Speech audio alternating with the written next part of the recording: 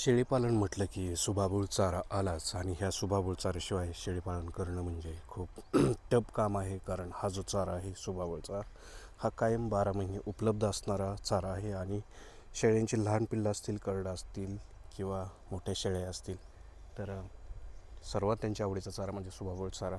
आणि याचे रिझल्ट्स वगैरे खूप भारी आहेत.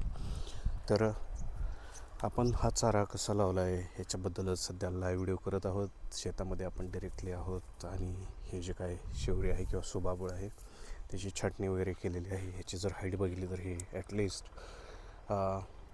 3.5 ते 4 फुटापर्यंत ठेवायचे आहे, जेणेकरून तुम्हाला हे कट वगैरे करता यायला पाहिजे इझिली.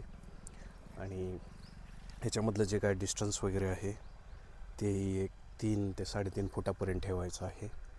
तर असा सुबाबूळ चारा अशा प्रकारे करायचं आहे की म्हणजे तुम्ही एका साईडचं कट करेपर्यंत दुसऱ्या साईडनं तो आणता आला पाहिजे. तसेच ह्याच्यावर मावा वगैरे जर काय पडत असेल तर याच्यावरती एक फवारणी वगैरे करायची आहे.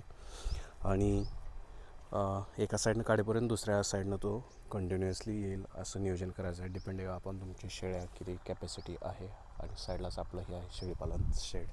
तर तुमची याच्याबद्दलचे काही क्वेश्चन्स किंवा डाऊट्स असतील तर ते नक्की विचारा.